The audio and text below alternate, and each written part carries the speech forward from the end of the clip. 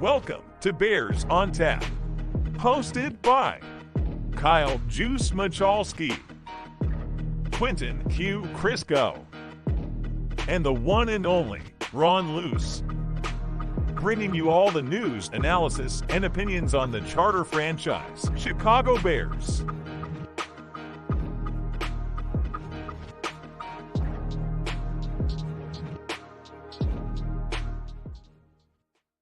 We are back. We got our fancy new intro. This is Quentin Crisco. I'm joined here by Juice at Juice on Tap on Twitter. And we got some stadium news with the Chicago Bears today. And we are here to do a quicker show, but we're going to, Juice as a season ticket holder, I think has some opinions on what's happening with the stadium here. And, you know, I've dug into some of the details on the financial front myself because, I mean, for a day job, I do underwrite municipal bonds, so I'm just tend to be a bit nerdy interested in that. So I think I have some opinions on what's going on here as well. But Juice, what are your initial thoughts looking at all this? I hate it. Let me just preface. I hated it a lot earlier, probably a lot more earlier than I do now. As you step away from it, and the initial reaction was tons of hate for this stadium plan.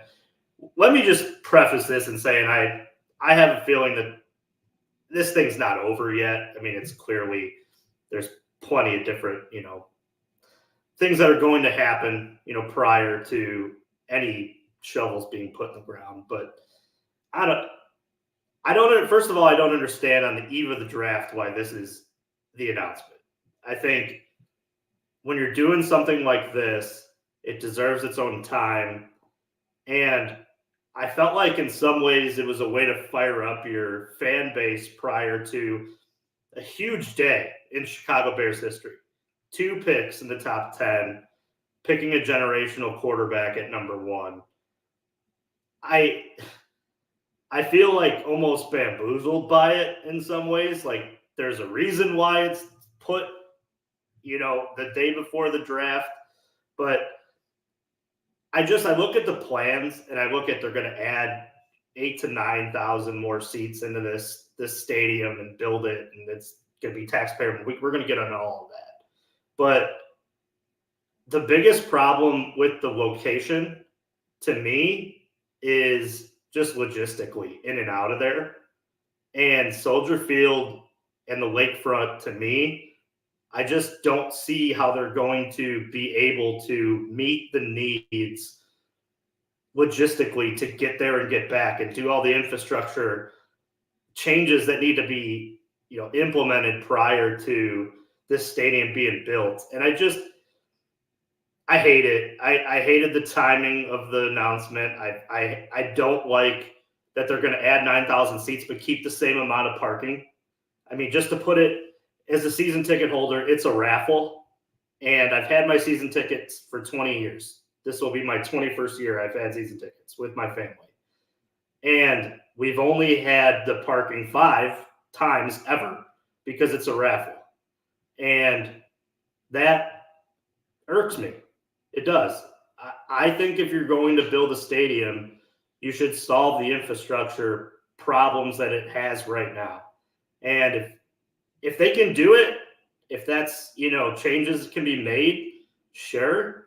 But I don't know. I got a huge problem with asking for taxpayer money and then building something that I think is half-assed in some ways.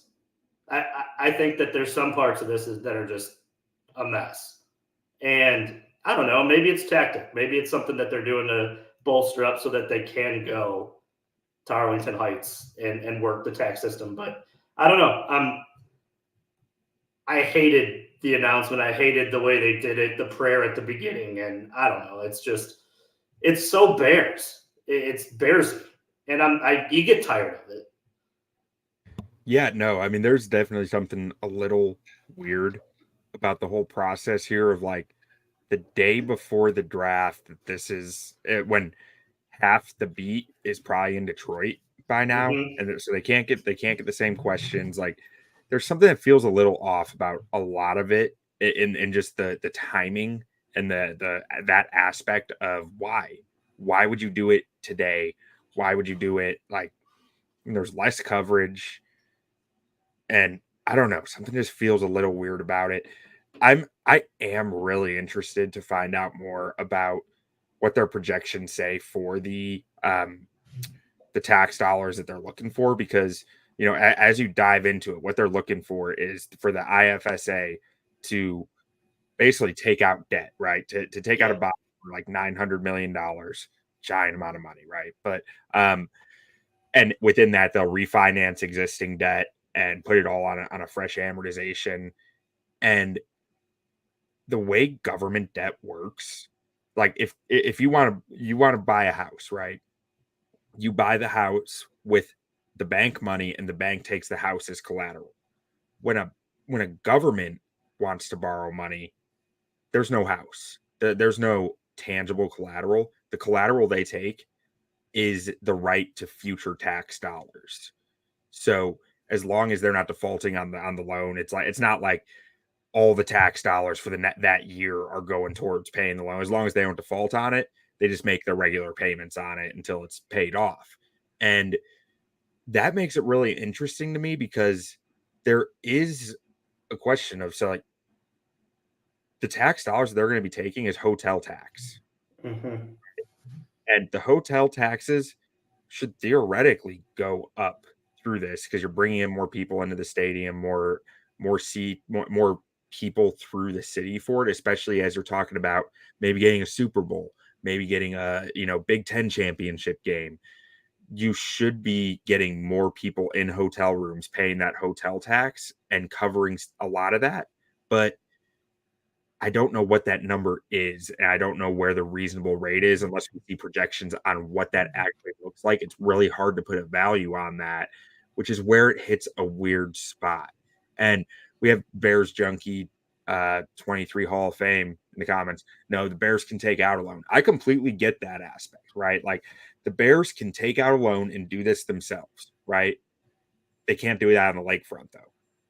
That's the thing. They need the city to stay on the lakefront. They can't buy the land there. They can't own the land there. That is Park District land. It will never get done. And so if they want to stay on the lakefront, they need to work in conjunction with the city. Now, maybe you could say the Bears should be paying for all of it to do it with the city. And, if that's your take, I get that too, honestly, right? There's probably some greed aspect to this from the ownership of like, well, there's the city's benefiting from this, so maybe we can get something out of them. Maybe we can get our cake out of it. It's human nature. I can't blame them, but I'm not going to sit here and say I love it either. That's kind of the ugly side of NFL stadiums, I think. But Juice, what do you think about the tax dollars, that aspect of it? Like, how do you feel about like it being hotel tax, that maybe that might be paying the loan, or do you think it's going to end up being like that won't really cover it and they're going to have to raise something somewhere else? Let's go back to 2003 and look at the numbers at what taxpayers ended up paying for that stadium. I mean, that ended up being upwards of, I think it was above $400 million worth of taxpayer money to build that stadium. The Bears were only on the hook for somewhere around $262 million to do those renovations, I believe. And in the beginning, that thing was sold the same way. Oh, no. And the funniest part of the press conference is Mayor Brandon Johnson getting up there and screaming, no new tax dollars. That's impossible.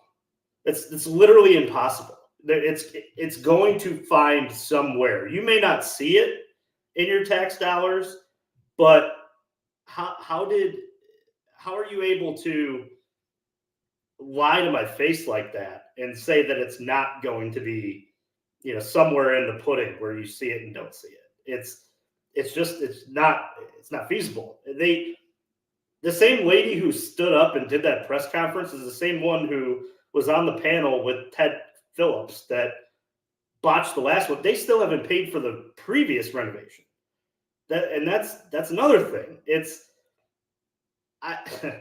Where's the money coming from?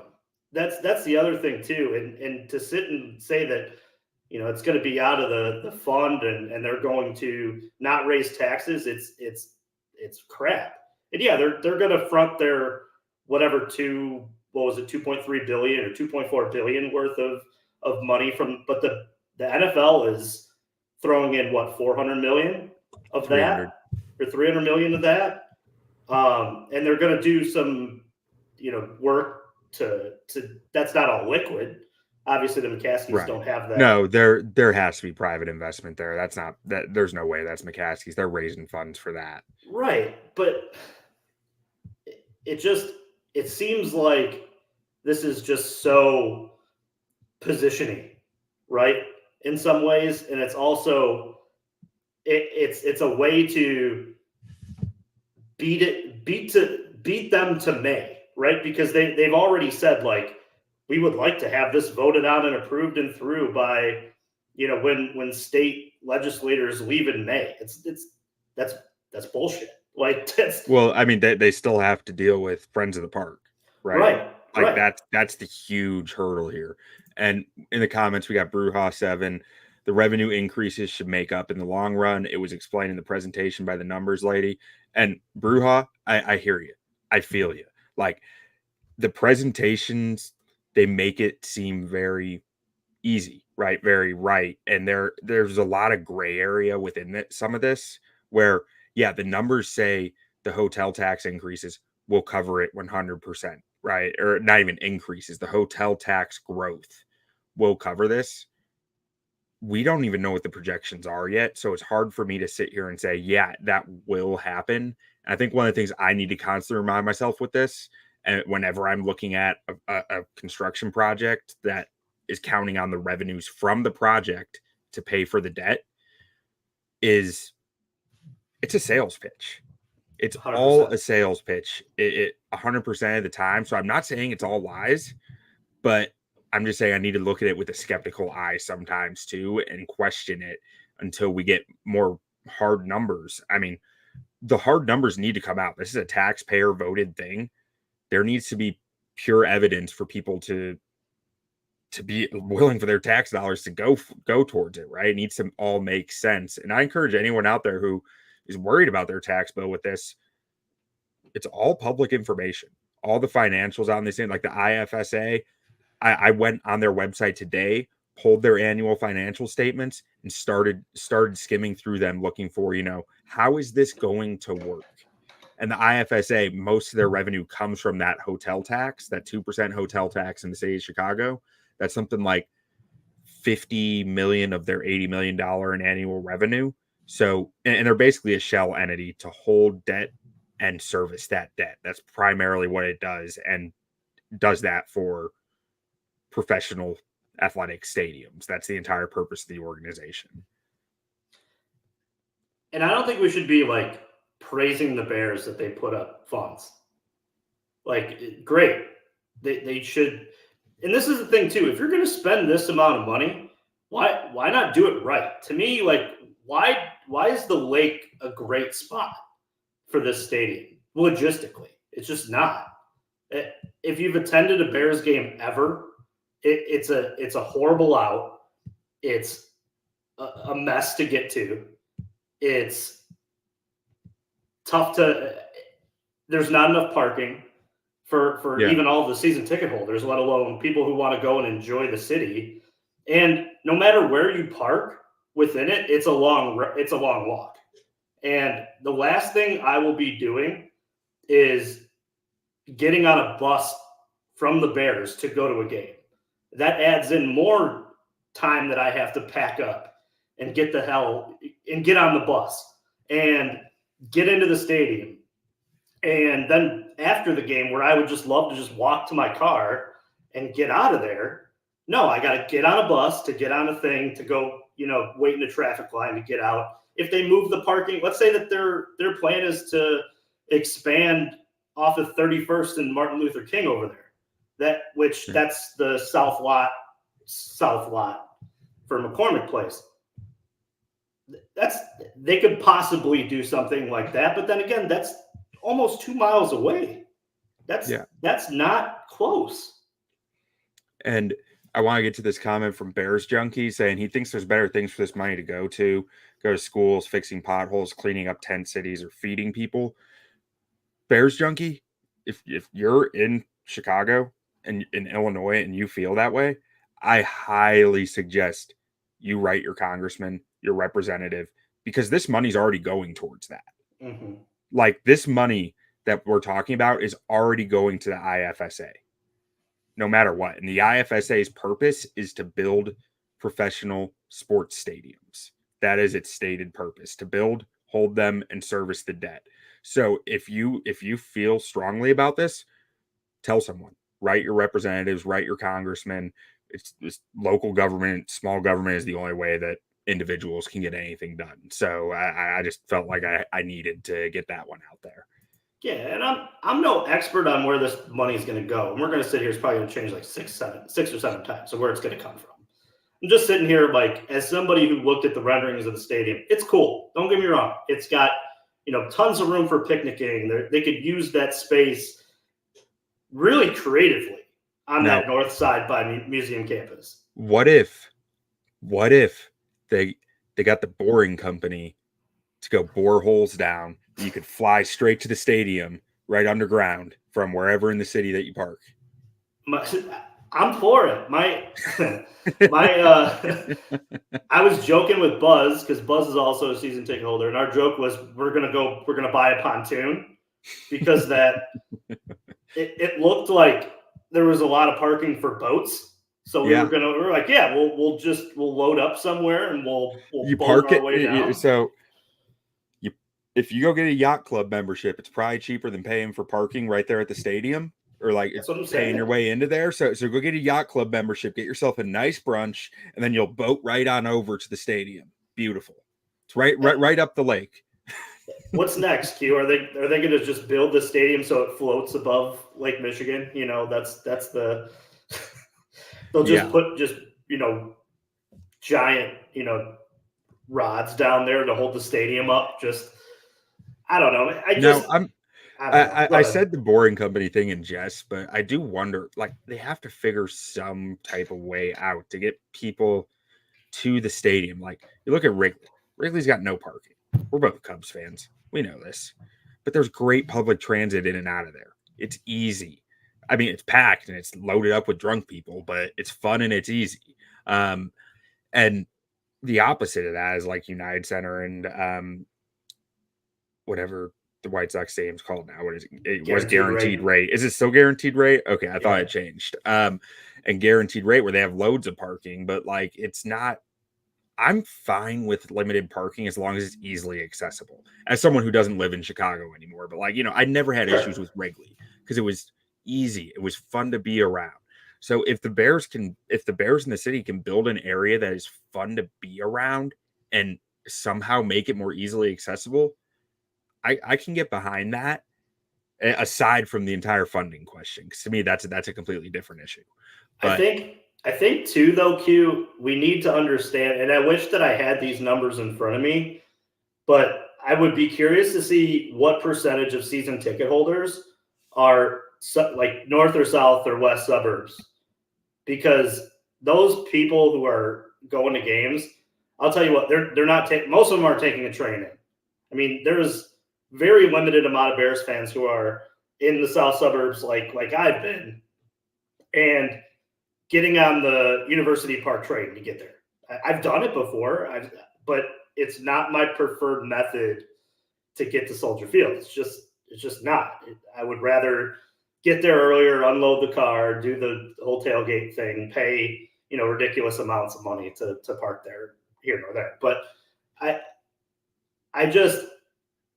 want to know, like, if their idea is that Illinois and Chicago is going to be this hub of people that we try to attract, like, do they find a way to? Do they find themselves negating the north and south suburbs people by making this less accessible to cars? And that's my problem. Like, there's a good amount of season ticket holders, I bet you, who are ones who drive and have no interest in training their way in there. And that's a problem. the parking thing really pisses me off, as you can probably tell. Like, and that's something that I've written every year to the Bears. You got to fix this. You need more room. You need more opportunity. And to see these renderings and go, okay, well, you're just going to add 9,000 more people to the mix when there's not enough for us right now. It doesn't sound right. And two, you have such a large, beautiful piece of land in Arlington Heights that you can make your own. I don't get it. Like, you can own everything. You own your own stadium. You own all the revenue. But now you're going back to the lake and trying to nestle up that way for a plan that just, to me, it's half-assed, in my opinion. It almost makes me wonder if that I come back to the $2 billion, right? Mm-hmm.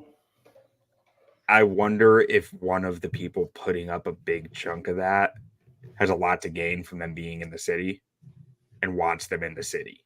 And they lose that money if they're in Arlington, and it really forces their hand of, well, we have to be in the city. Because that's the only way it really makes a lot of sense to me as to like this whole timeline and this progression and the fact that they're, tossing aside Arlington Heights because of an $8 million difference in a tax bill. Like that just doesn't add up to me. What adds up to me is that there's something else behind the scenes, and maybe I'm getting conspiracy theory tinfoil hat over here on it. But I look at everything that's happened with this so far, and I go like, it doesn't add up. There's something else here at play. Yeah, I mean that's a good point, and it's something that I hadn't thought of. Maybe there is somebody on there who's looking for them to state it, but also too, like,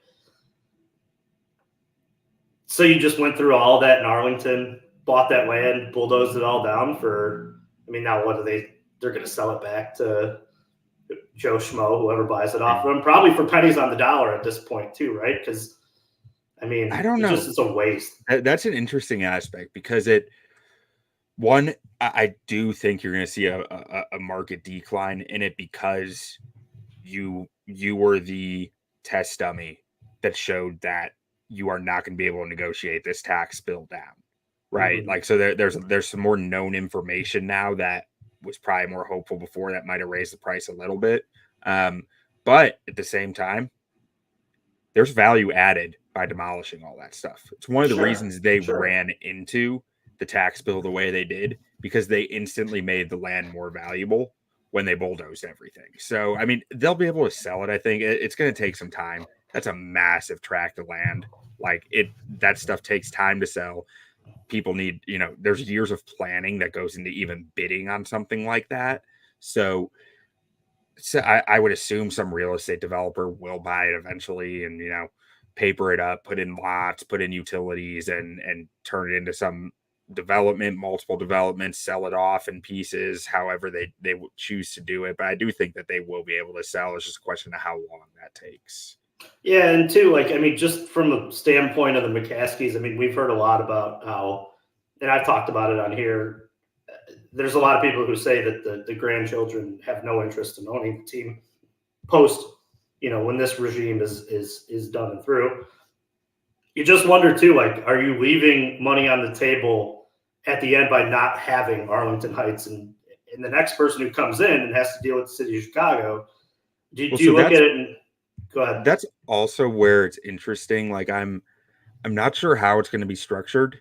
A lot of NFL stadiums, I assume Minnesota is this way. I can't say I know it for a fact, but the city does own the property, and teams either have a land lease or a master lease over the facility, where it's their facility to run, to operate, to generate revenue off of all year long, however they choose to. Right. But it's not the dirt or the building might not be actually owned by them, but the operations are owned by them through a master lease or a land lease. But just to clarify that, you're still leaving money on the table by being in Chicago opposed to If you're in Arlington, it's yours. That land is yours. Everything around it that you build is yours. Oh, now we're getting into like NBA level value questions Right. on how much dirt is actually worth. That's No. that's a Well, whole nother conversation. Well, but then we're talking more about what could you put around it? What could Yeah. you work? I mean, this is the fun part about it. There's hotels, there's restaurant life. There's in the city of Illinois or the state of Illinois, there's one out hanging casino license that is out there that I'm sure would love to be close to a major sporting district. I mean, you're talking about how much money are you leaving on the table by just going, yeah, Chicago's fine because I want to do it with taxpayer dollar on the lake. Like you get what I'm like at the end of this whole thing. Like if it's all about maximizing return for the McCaskey family, to me, the route in Chicago seems way less financially beneficial to them than if they were in Arlington Heights. Well, here's the other thing that I think about there, though. In Chicago on the lakefront, you're talking about $2 billion. In Arlington Heights, you're talking about like $5 billion in capital investment to build out the whole thing. It's much more lucrative, but it's a lot more work and planning and a lot more that can go wrong. Sure. And I think on the lakefront, it's a more streamlined process that they don't need to be as integrally planned throughout with, which might be part of the appeal to them here. Yeah, no, it's definitely made easier. Don't get me wrong. Is it wrong if I fear like in 2003 they really screwed it up? They could have got it right the first time, and I know it's not Ted Phillips anymore. But a lot of that brass is still there. Teddy would probably tell you, how we screw it up? We paid only 1/3 of the cost. The rest of it was free. Yeah, well, right. But there's also the fan side of it and the people who go to the state. Like Soldier Field's a pit. It's disgusting. Like I just worry that we're going down that same road again. I get some of my best memories of going to games are on the lake. I love Soldier Field. I also understand what is the potential of an Arlington Heights in the room and the acreage that is out there. And to me, that I don't know if I'm sitting in there. Yeah, there's more overhead. There's more of this. There's more of that. It's much more on the back of the McCaskies. But I don't know if I own the team. I'm sitting there and saying I want my own. I want my own revenue streams. I want my own. There's more to entice me than there is on the lake. And that's just me. That's just my humble opinion on all of it. I get the financials. I get the idea of having, half of it being paid by somebody other than you. But there comes a time too where it's like, would you rather do it, would you rather have half of it being paid for or do it right somewhere else? And then down the line, when you do so, to me, you're going to make that money back regardless, because that's built in to the cost of it. Yeah, I do. I can't help but wonder how much of it is just within the nature of the McCaskies. They're not real estate tycoons. They're not business sharks. Like they're a modest people who have modest goals, and it's like that kind of feels right that they're not going for it all. They're just going for some of it. And I don't know. I just can't help but think that that's where it makes sense that they land. Yeah, it's just that whole thing today was frustrating to me, and the timing of it too. Like only and I said this to a buddy. I said only the Bears could make me pissed off prior to possibly the best night in their franchise if they play everything right. And Caleb Williams is what we think he's going to be and hope he's going to be. And I don't know. But who knows? I'll end it with this. None of this is set in stone until there's a shovel in the ground. And there's definitely changes to this plan that are going to happen. There's going to be curveballs and trip hazards that are put in. It's interesting. There's a lot that is going to happen by the time that we're talking about stadium construction being done. But like I said, just it really irked me today, and I hated the whole let's pray for a stadium thing. That's ridiculous. So what was that? I didn't actually watch the presser. I saw some transcripts and I read some articles, but I didn't sit down and watch it. They had a pastor pretty much go out and pray. Everybody went before and prayed for a stadium. Thank you to everybody. We're praying for the Bears, and it was ridiculous. It absolutely. There's a 50-second video on Twitter that's going around about the prayer that was said. It's ridiculous. To me, that's get up there and do your sales pitch. Like, I'm in sales. I'm not walking into a kitchen and going, all right, before we talk about these coffee and juice machines, please, will you pray with me? No, it's like, let's be business about this and have a good conversation. But I know that's Kevin Warren's kind of thing, right? That's he's that type of guy that get up at 4 a.m. It just doesn't make sense to me. None of that. Yeah, I don't know. I feel like everything with him is a game, and it's just trying to figure out who he's trying to game here, and like what it's like a politician. I always get the vibe from with him where it's just like, okay, what was real, what wasn't, and it's really hard to parse the two. And I'm starting to hit a point where I'm just like, is anything real? No, is anything real until it happens? Like, I'm just like, it feels like there's so much posturing, so much said, and so many ideas that are floated out there like they're happening, that it's kind of hitting a point where I'm just, man, I'm just not going to worry too much about any of this till anything actually happens. Yeah, and maybe that's the approach I should have took. But I don't know, when I feel like, and it's not like you spend a lot of money to go to these games, and when you don't have your opinions, met on what you think would be an improvement for your game day experience, that irks me. And I know for a fact that there's several of us who have voiced our, disgust with the parking situation around there, and maybe they can figure it out. I hope they do. I hope that the best case scenario is they build a wonderful place on the lake, and I go the first night and I park my car and I love every second of it. And I'll come back on this show and say, yeah, I overreacted the first press conference and I was wrong. But there's a lot about this. There's a lot that's going to happen prior to that. They buy an old Navy ship and dock it right next to the stadium, and it can store what, like maybe 500 cars on it, and then maybe you do a double decker, so you're talking 1,000 cars at this point, and maybe you buy another 2,000 cars. Is that better or worse than it's currently? Exit sounds awful. Getting off of that ship sounds. Oh, they'll have helicopters airlift you. It'll be great. Hey, is that? But is that a free? Is that a free system? They'll bill you. They'll bill you. Yeah. See, McCaskey. Yep, that sounds about right.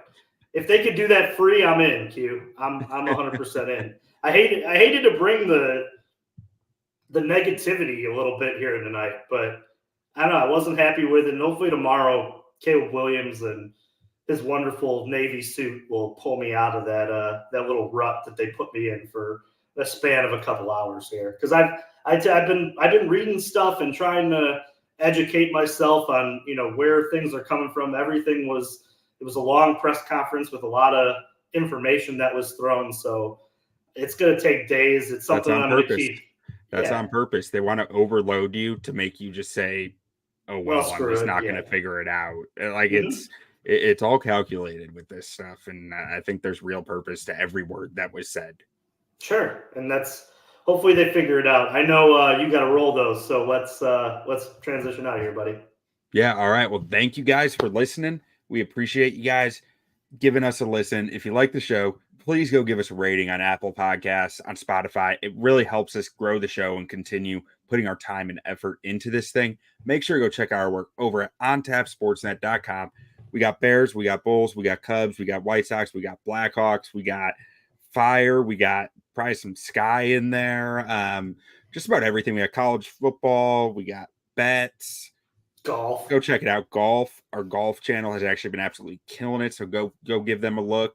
And thank you guys for listening. Have a great night. Bear down. Bear down.